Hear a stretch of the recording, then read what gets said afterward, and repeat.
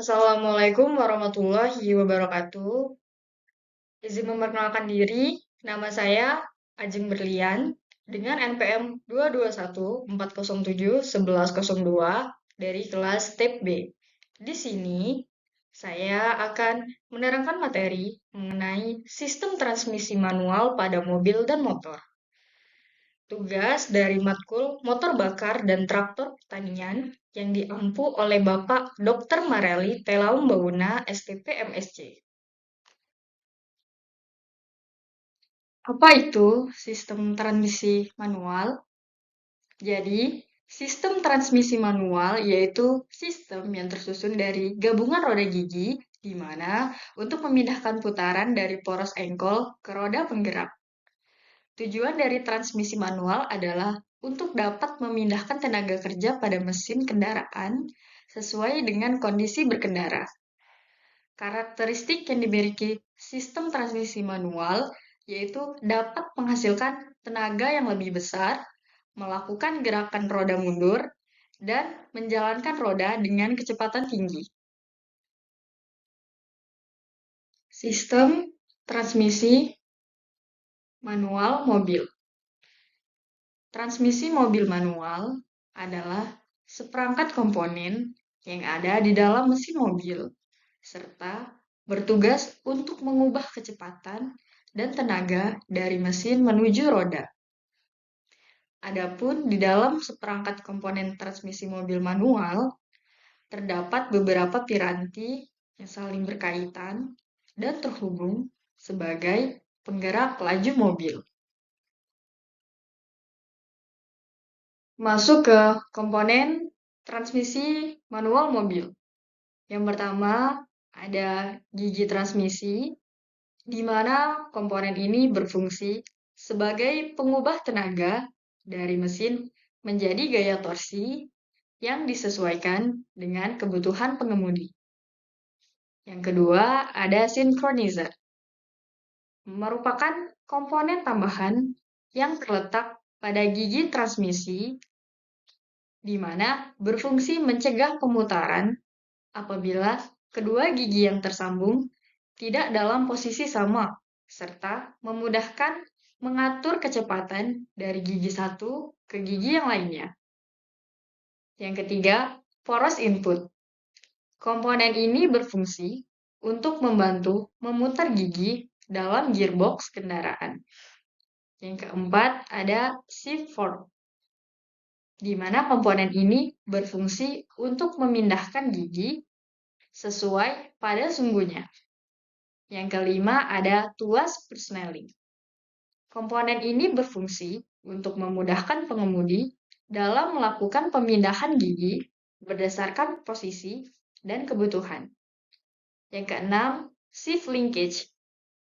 Komponen ini berfungsi sebagai penghubung antara shift fork dengan tuas persneling. Yang ketujuh, ada bak transmisi. Komponen ini merupakan tempat penyimpanan di transmisi serta sebagai wadah bearing, transmisi, dan poros. Yang kedelapan, input shaft. Komponen ini berfungsi untuk dapat melakukan pemutaran gear pertama kali sebelum ke gigi lainnya dalam gearbox. Komponen yang ke-9 yaitu output shaft. Komponen ini merupakan wadah persneling dan membantu proses pemindahan torsi. 10. Counter gear. Bagian ini dapat menghasilkan torsi mulai dari gigi input ke bagian gigi kecepatan. Komponen ke-11 yaitu hoop sleeve. Komponen ini merupakan pengunci agar output shaft bisa diputar dan diberhentikan. 12. Reverse gear. Komponen ini dapat mengubah putaran output shaft. 13. Ada main bearing. Komponen ini berfungsi untuk mencegah terjadinya gesekan permukaan komponen pada saat proses transmisi. Komponen ke-14 yaitu wadah transmisi. Komponen ini berfungsi untuk tempat penampungan oli, pelindung komponen, dan wadah untuk bearing transmisi, juga poros input dan output-nya. 15. Ada bak pemanjang. Komponen ini merupakan pelindung dari komponen output shaft. 16. Speedometer gear. Bagian ini menggunakan kabel agar kecepatan mobil saat dikendarai dapat dikendalikan. Cara kerja sistem transmisi manual mobil. Jadi, ketika tuas digerakkan pada kecepatan 1, kopling geser akan bergerak mengunci roda gigi 1 yang berukuran besar sehingga terkunci dengan poros output. Pada posisi ini, terdapat 4 buah roda gigi yang aktif. Posisi gigi 1 memiliki putaran output paling rendah, tetapi memiliki torsi yang besar. Lalu, ketika tuas digerakkan pada kecepatan 2, kopling geser akan bergerak mengunci roda gigi 2 yang berukuran besar sehingga terkunci dengan poros output. Posisi gigi 2 memiliki putaran output lebih tinggi daripada gigi 1 dan torsi lebih kecil daripada roda gigi 1. Lalu, ketika tuas digerakkan pada kecepatan 3, kopling geser akan bergerak mengunci roda gigi 3 berukuran besar sehingga terkunci dengan poros output. Pada posisi gigi 3 memiliki putaran output lebih tinggi daripada gigi 2 dan torsi lebih kecil daripada roda gigi 2. Ketika tuas digerakkan pada kecepatan gigi 4, kopling geser akan bergerak mengunci sepeda gigi 4 berukuran besar sehingga terkunci dengan poros output. Pada gigi 4, aliran putaran tidak memiliki atau tidak melalui counter gear atau lag gear, tetapi langsung dengan poros output. Pada posisi ini, hanya terdapat 1 buah roda gigi yang aktif. Kemudian, ketika tuas digerakkan pada kecepatan gigi 5, kopling gear akan bergerak mengunci roda gigi 5 berukuran besar sehingga terkunci dengan poros output. Pada posisi gigi 5 disebut overdrive. Artinya, putaran output lebih besar daripada putaran input. Sistem transmisi manual mobil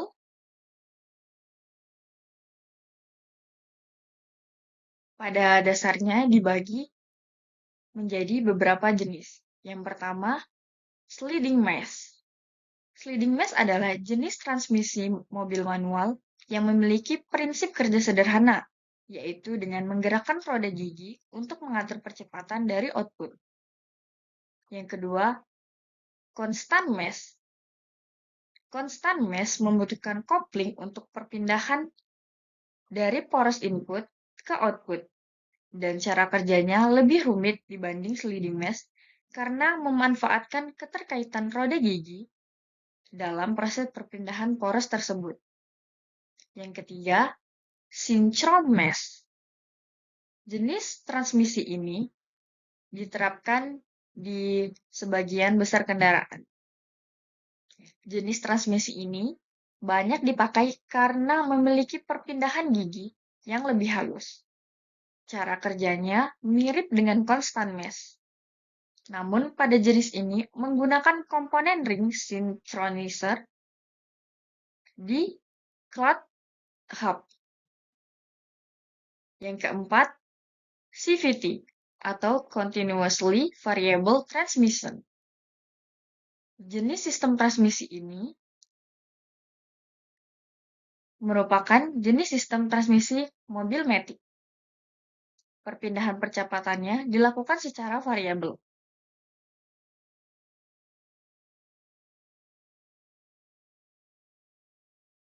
Di dalam transmisi manual mobil, terdapat kelebihan juga kekurangan. Kita akan masuk atau kita akan bahas kelebihan terlebih dahulu. Kelebihan yang pertama, akselerasi mobil baik. Dengan mobil jenis transmisi manual, kita akan leluasa memainkan kopling dan juga pedal gas. Yang kedua, hemat bahan bakar. Mobil jenis transmisi manual lebih mudah mengatur putaran mesin saat berkendara. Jadi, jika kita berkendara dengan benar, maka penggunaan bahan bakar akan lebih irit. Yang ketiga, perawatan mobil lebih mudah. Yang keempat, harga mobil bisa bersaing. Harga mobil jenis manual lebih murah. Selain itu, harga jual lebih tinggi. Yang keempat, teknik engine brake. Di dalam mobil manual, kita bisa menggunakan teknik engine brake, di mana teknik ini dapat mengurangi kecepatan dan dapat mengurangi gigi transmisi pada mobil. Teknik engine brake digunakan pada saat jalanan menurun atau curam. Lalu, kita masuk ke dalam kekurangan. Kekurangan yang pertama yaitu membuat kaki cepat pegal. Dalam hal ini, mobil manual umumnya menggunakan kopling. Dengan itu, kaki kita harus menginjak pedal kopling untuk menjalankan mobil tersebut. Pada saat macet dan perjalanan jarak jauh, biasanya kaki lebih sering menginjak kopling. Dan hal ini membuat kaki kita cepat pegal. Yang kedua, susah dikendarai untuk orang yang baru belajar. Pada umumnya, saat mengendarai mobil, kita harus memperhatikan mulai dari setir gigi, menginjak gas, menginjak pedal. Nah, di mana hal ini membuat pemula bingung dan susah. Selanjutnya, kita masuk ke sistem transmisi manual motor. Jadi, sistem transmisi motor merupakan rangkaian komponen atau suatu sistem yang meneruskan tenaga dari engine, dimulai dari ruang bakar sampai roda penggerak. Kita masuk ke komponen sistem transmisi manual motor. Yang pertama yaitu input shaft. Input shaft merupakan komponen pertama dari transmisi manual sepeda motor, yang dimana merupakan sebuah tangkai besi berupa silinder yang terletak pada kutub kopling motor. Fungsi dari input shaft yaitu menangkap perputaran dari kopling dan meneruskannya ke gear set di dalam transmisi.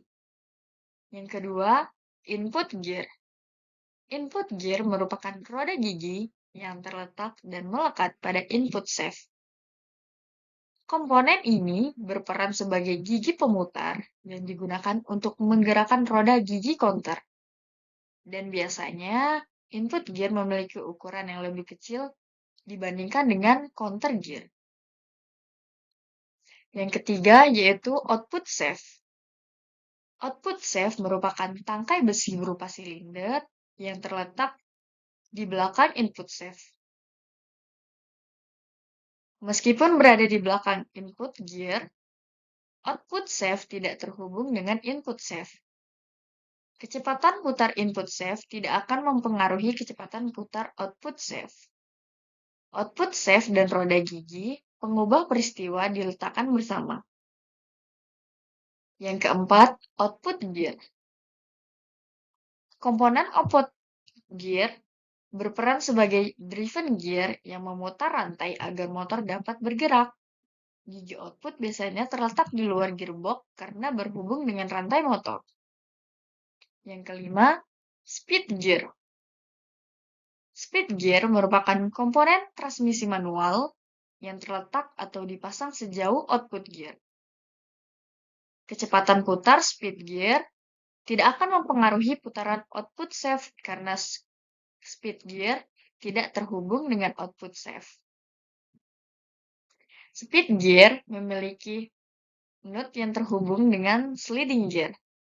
Saat sliding gear gerak dan melekat pada speed gear, jumlah speed gear pada transmisi bergantung pada jumlah tingkat percepatan transmisi. Yang keenam, counter gear. Counter gear merupakan roda gigi yang berperan sebagai distributor. Fungsinya untuk menyalurkan perputaran dari input gear ke masing-masing speed gear. Yang ketujuh, sliding gear. Sliding gear merupakan roda gigi yang terhubung dengan output shaft. Kecepatan putar sliding gear sama dengan kecepatan putar output gear. Yang kedelapan, tuas transmisi. Tuas transmisi merupakan salah satu komponen dari transmisi manual, di mana berperan sebagai input untuk mengatur percepatan transmisi. Komponen ini umumnya cukup sederhana dikarenakan hanya bergerak naik dan turun. Kesembilan, selector arm. Selector arm merupakan lengan yang terletak setelah tuas transmisi yang akan bergerak setelah kita menekan atau mengangkat tuas transmisi. Yang ke-10, overshift arm. Lengan ini terletak berseberangan dengan selector arm dan berfungsi untuk menghentikan perputaran selector drum agar tidak berlebihan. Overshift arm terhubung dengan tuas transmisi sehingga saat tuas transmisi ditekan, lengan ini akan mengarah ke atas. 11. Arm return spring. Setelah menekan tuas transmisi, tuas akan kembali ke posisi awal. Hal yang sama juga terjadi pada selector arm dan overshift arm. Dua komponen ini akan kembali ke posisinya masing-masing untuk mencegah putaran yang berlebihan. Ke-12, selector pin. Selector pin merupakan sebuah tangkai kecil yang terletak di ujung selector drum. Komponen ini berfungsi sebagai media untuk memutar selector drum. 13. Selector drum. Selector drum merupakan komponen khusus dalam proses peralihan gigi pada transmisi manual sepeda motor. Komponen ini bekerja dengan berputar-putar. 14. Shift fork. Komponen ini merupakan komponen terakhir pada transmisi manual sepeda motor. Komponen ini berfungsi untuk mengalihkan status leading gear agar dapat berhubungan dengan salah satu speed gear. Pada satu urut transmisi manual, dapat ada 3 shift fork untuk transmisi 5 percepatan dan 2 shift fork untuk transmisi 4 percepatan.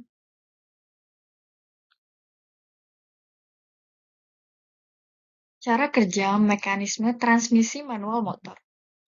Jadi, pada saat posisi netral, kedua shift fork akan berada pada alur posisi tengah, sehingga shift fork tidak condong ke kanan dan ke kiri. Atau dengan kata lain, tidak ada roda gigi yang berhubungan, sehingga putaran mesin tidak mampu diteruskan ke roda. Pada saat penambahan gigi, ketika kita menginjak tuas gigi, maka tuas tersebut akan menggerakkan selector arm dan overshift selector, sehingga kedua lengan ini akan bergerak ke atas. Pergerakan ke atas pada lengan ini akan mendorong selector pin. Akibatnya, selector pin dan selector drum berputar. Putaran selektron akan memindahkan posisi alur, sehingga si fork gigi 1 dan 2 akan tergeser untuk berkaitan dengan roda gigi kecepatan 1.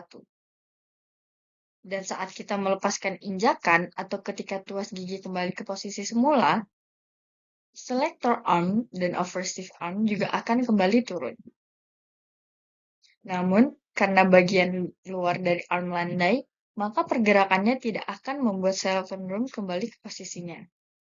Di pangkal selector sheath terdapat return spring, sehingga lengan ini bisa mengembang ketika kembali dan posisi atas ke posisi semulanya. Begitu pula saat penambahan gigi ke posisi 3 atau 4. Selector arm akan bergerak ke atas dan mendorong selectron pin terus ke atas dan menyebabkan selectron drum terus berputar ke arah atas. Ketika saat penurunan gigi, ketika kita ungkit tuas transmisi, maka selectron arm dan overshave arm tidak bergerak ke atas, melainkan bergerak ke bawah. Hasilnya, bagian atas selectron arm akan mendorong selectron pin ke bawah, sehingga selectron drum berputar ke arah bawah dan roda gigi kembali ke posisi sebelumnya. Mekanisme di atas biasa kita temui pada motor-motor pada umumnya yang memiliki gearbox 4.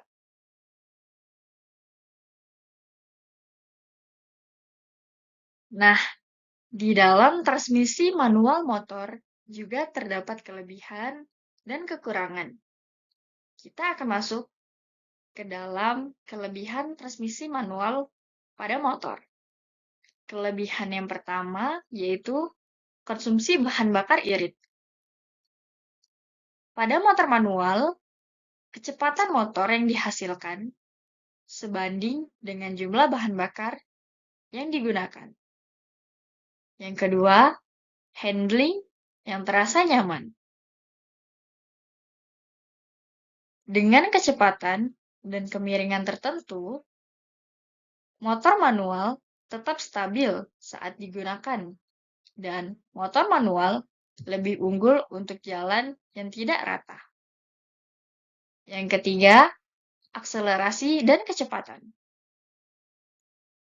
Motor manual memiliki spesifikasi sedikit di bawah dari motor matic, dikarenakan motor manual akan mudah menyamai dari segi akselerasi dan kecepatan. Yang keempat, perawatan mudah. Perawatan pada transmisi manual motor atau motor manual lebih mudah dikarenakan konstruksi mesin yang lebih sederhana dan harganya yang tidak mahal. Yang kelima, sistem pengereman lebih aman. Pengereman pada motor manual lebih aman dikarenakan menggunakan teknik engine brake. Teknik ini merupakan teknik yang dimana mengurangi kecepatan dengan mengurangi gigi. Pada jalan curam, rem gigi ini akan membantu untuk mengontrol kecepatan. Lalu kita masuk ke kekurangan. Kekurangan yang pertama, sulit untuk pemula. Pada motor manual, dibutuhkan usaha untuk memasukkan gigi 1 terlebih dahulu. Dan biasanya, untuk orang yang tidak mahir, motor tersebut bisa berpotensi loncat. Yang kedua, minimnya bagasi. Pada motor manual, bagasi yang dimiliki lebih sempit dibanding motor matic atau motor otomatis. Yang ketiga, kurang lincah di jalan padat. Pada jenis motor manual, terutama yang menggunakan kopling, akan terasa pegal ketika jalanan padat dan juga macet, sehingga mempengaruhi kelincahan dan kecepatan. Yang kelima, kurang nyaman dikendarai. Mungkin itu saja yang bisa saya sampaikan. Apabila ada salah kata ataupun yang lainnya, saya mohon maaf. Terima kasih. Wassalamualaikum warahmatullahi wabarakatuh.